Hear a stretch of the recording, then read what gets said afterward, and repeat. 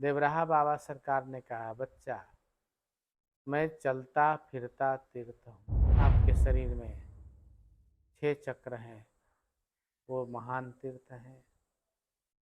सहस्त्रार है, 1000 तीर्थ है। सहस्त्रार। हम लोग अंगन न्यास करते हैं, करन न्यास करते हैं, हृदयान्यास करते हैं, मंत्रों द्वारा उनको स्पर्श करते हैं। वहाँ पे मंत्र के देवता को स्थापित आप साधना करते हैं तो ये तीर्थ पावन हो जाती हैं और प्रकट हो जाती हैं।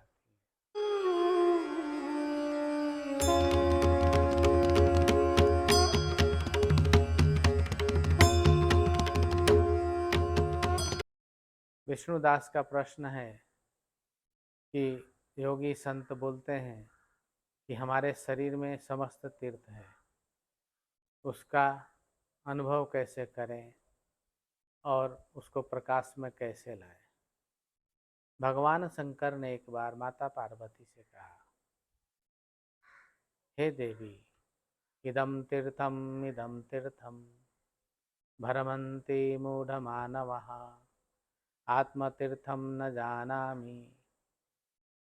भगवान शंकर कहते हैं कि हे देवी, यहाँ तीर्थ है वहाँ तीर्थ है, ऐसा करके मनुष्य तीर्थ में भटकता रहता है, तीर्थ में जाता रहता है, परंतु सबसे बड़ा तीर्थ तो उसका आत्मा ही है। जिसने आत्मा रूपी तीर्थ को जान लिया, अनुभव कर लिया, उसके लिए अन्य किसी तीर्थ की जरूरत नहीं होती। प्रश्न में ये भी है कि हमारे शरीर में अनेक तीर्थ हैं, बिल्कुल हैं। आपके शरीर में 6 चक्र हैं, वो महान तीर्थ हैं। सहस्त्रार है, 1000 तीर्थ है। सहस्त्रार, 1000, सहस्त्रार, 1000 तीर्थ यहाँ निवास करता है। और उसी में भगवान शिव अपनी आह्लादनी शक्ति के साथ निवास करते हैं। जितने भी हमारे अंग हैं, सभी अंगों में देवी देवताओं का वास होता है। हम कोई भी देवी का स्तोत्र है, उसमें यह मेरी इस अंग की रक्षा करिए, इस अंग की रक्षा करिए। हम लोग अंगन न्यास करते हैं, करन न्यास करते हैं, हृदयान्यास करते हैं, मंत्रों द्वारा उनको स्पर्श करते हैं। वहाँ पे मंत्र के देवता को स्थापित करते हैं वो उनको जागृत करते हैं। तो तीर्थ हमारा शरीर है, लेकिन उस तीर्थ को पावन बनाना है, पवित्र बनाना है। ये तीर्थ संसार में है और संसार के विषय, वासना, वस्तु, विकार आदि से घिरा हुआ है। क्षुधा, तृष्णा आदि से तृप्त नहीं है। इसीलिए तीर्थ ढका हुआ है, मैला हो गया है, इसको साफ करना पड़ेगा। उसके लिए साधना करनी पड़ेगी। जब आप साधना करते हैं तो ये तीर्थ पावन हो जाती हैं और प्रकट हो जाती हैं। देवराहा बाबा सरकार ने कहा, बच्चा मैं चलता फिरता तीर्थ हूँ। बच्चा मैं चलता फिरता धाम हूँ। बच्चा मेरे अंदर समस्त देवी देवता निवास करते हैं। बाबा ने कहा, देवदसवा तू हमारा ध्यान किया कर। मेरे अंदर समस्त देवी देवता निवास करते हैं। मैं ही सर्वस्व हूँ, सब में हूँ, मेरी व्यापकता सर्वत्र है। तो ये बाबा ने बोला। अर्थात चिंतनम ईश्वरस्य ईश्वर बोध भवेत् नरः। ईश्वर का चिंतन करते करते यह जीव, यह मनुष्य ईश्वर का बोध स्वरूप बन जाता है। ठीक वैसे ही जैसे भृंगी एक मकड़ी, मक्खी या किसी जीव को अपने घोंसले में डाल देती है और उसको बंद करके वहाँ बैठ करके भिन्न भिन्न भिन्न करती रहती है, और अंदर में जो जीव है भृंगी का भय से चिंतन करते करते करते करते वो भृंगी का स्वरूप हो जाता है। ऐसे ही जब हम ईश्वर का चिंतन करते हैं, आत्मा का चिंतन करते हैं, चिंतन करते करते करते करते हमारे अंदर तमोगुण की कमी होने लगती है, फिर खत्म हो जाता है। रजोगुण भी लेस मात्र रह जाता है, फिर सतोगुण की वृद्धि होने लगती है और हमारे अंदर देवत्व गुण प्रवेश करने लगते हैं। इस देवत्व गुण में धीरे धीरे इसकी वृद्धि होते होते होते देवत्व को प्राप्त होने लगता है जीव। किसी संत ने कहा है, वाणी वेदमय बोलिए, वेद हरि का रूप, जगत से दृष्टि को देखिए, जगत है ब्रह्म स्वरूप। श्रवण कीजिए नाद हरि का, सब ओंकार समाया। जब भी देखिए जब भी सुनिए, समझिए प्रभु की माया।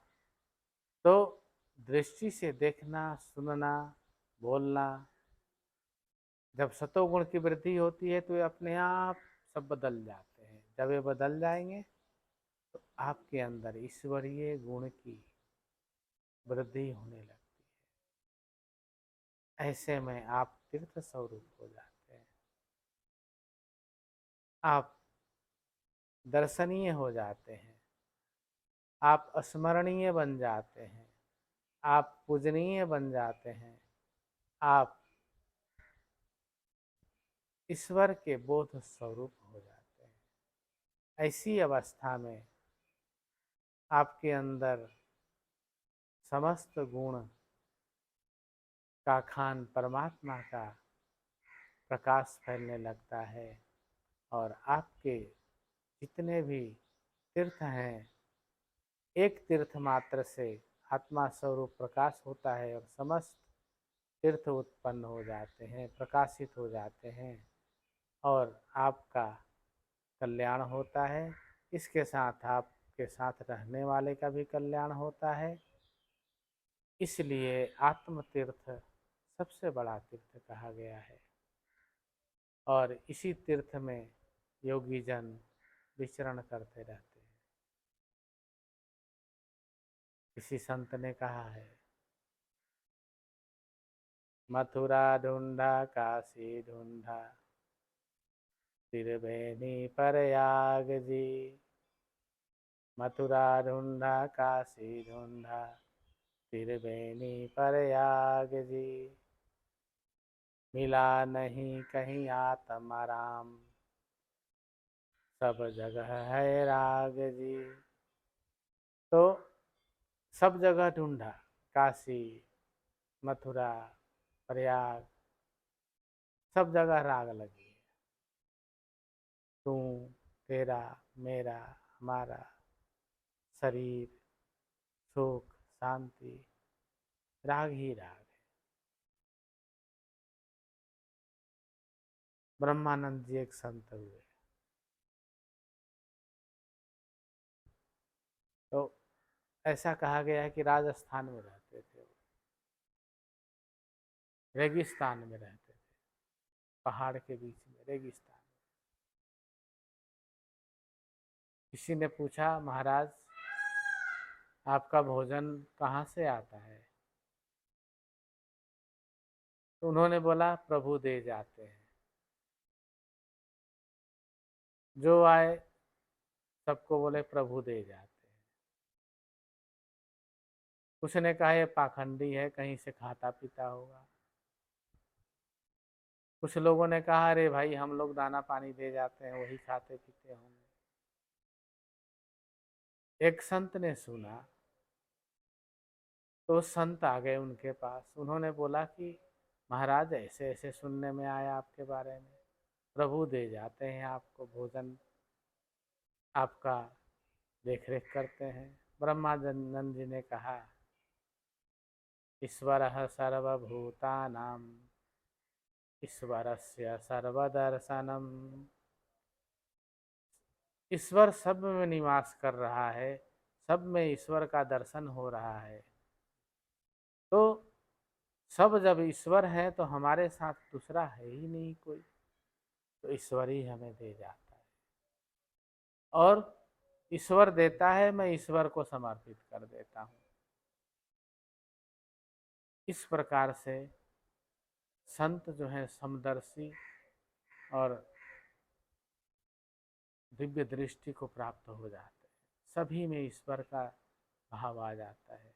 तभी आएगा जब आपका तीर्थ, आत्मा तीर्थ, जिसमें आप विचरण करना शुरू कर दें, आपको सर्वत्र ईश्वर का अनुभूति हो। ये आत्मा तीर्थ महान तीर्थ है, आत्मज्ञानियों का मार्ग है, परम शांति का मार्ग है। तो हमारा शरीर वास्तव में तीर्थ है। शरीर तो तीर्थ नहीं है, लेकिन शरीर में रहने वाला कुछ स्थान है, वो तीर्थ है।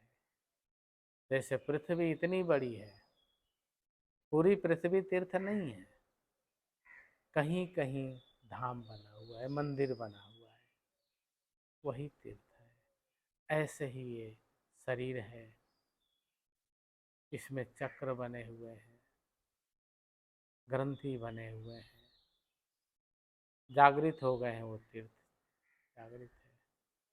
इस प्रकार से शरीर के तीर्थ को जान लेना, मान लेना, पहचान लेना आत्मबोध का प्रक्रिया है। इसको जो जान लिए वो अपने आत्म तीर्थ में आनंद लेते रहते हैं। आप भी लेने की कोशिश करिए, जहाँ समझ ना आए हमारे पास आ जाइए, बता देंगे। गुरु कृपा आशीर्वाद।